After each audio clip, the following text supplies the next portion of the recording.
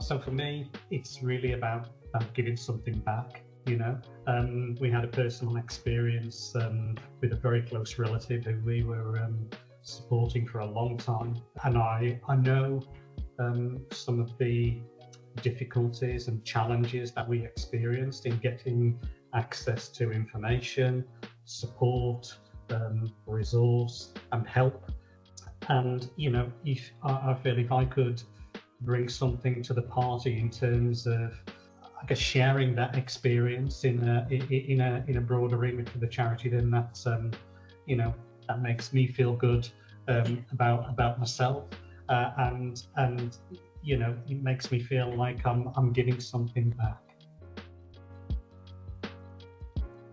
I think first and foremost, as a trustee, it's about ensuring the charity is well governed, and we have the right systems, processes, policies, and procedures in place to ensure that happens. Specifically, in my role as chair, I'm no more senior than other trustees. I just act as an ambassador for the charity and representing the interest of the charity to external stakeholders. Working closely with the CEO and developing a positive relationship there, acting as a sounding board and a mentor, and I guess bringing that focus to the board in its broadest context around board meetings, governance, and decision making. Well, I love what the charity does. I've sort of met quite a few people. I know we provide some great services. We've got some great people working for the organisation, and actually I find it's an inspiration being part of that and being able to say that I am part of that. I work full time. Outside of that, I like spending time with my family. So we have a touring caravan, for example. So we go away regularly. We have a dog, so I like spending time with our Ted, and pretty much family activities, keeping fit. We like cycling, walking, and things like that. Not very inspirational in that context, Joe.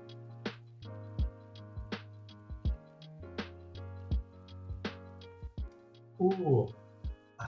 Well, personally, I don't think it's a number. I think age is what you make it. I think everyone has something to give, and it doesn't matter how old you are. And for me, I think as a society, we need to be a bit more, a bit more respectful about older people in terms of seeing aging as something positive rather than it's being seen as a burden, which it absolutely is not. Or both, really. I'd like to say I'm not young, but I'm certainly still young at heart. But I think as I've sort of got older, I think I have become a bit more wiser. I'm probably less tolerant of certain things and certain people and certain situations than I probably was in the past. But I would say overall, I think from a personal point of view, that's made me a richer person, I would like to think. Oh, blimey. Well, me being me, I'm on the spreadsheets and sort of forecasting out. So, I like to think I've got a plan. Myself and Kathy, my wife, we've talked about having a plan and what we're going to do. But equally, I do like some spontaneity about stuff as well. And not having to think that you've reached this milestone, you've reached that milestone, you're going to reach this milestone. I've done enough of that in my career, and actually what I don't want to do is to adopt the same principles in retirement and an older life. I definitely think it's a journey. I definitely think it's a journey. You know, I don't like to think of it as personally as a destination.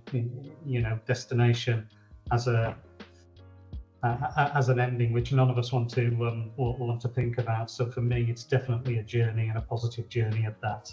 You know, and I think you have to live every day as it comes. You know, and respect people's wish to do so.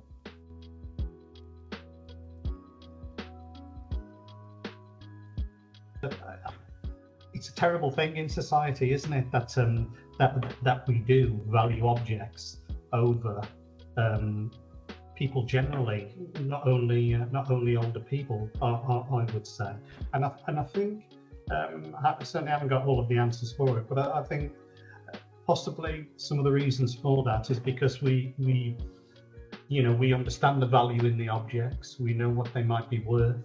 You know, we can. You purchase something, you know it has this value, and maybe an escalating value at that, but actually we don't necessarily apply the same principles to people. In fact, I would go as far as to say, as people are aging and as people get older, the opposite actually happens, and you know, society tends to devalue them, sees them as being, you know, someone who is a bit of a burden, has not very much to offer, and actually that's just not true. That's just not true.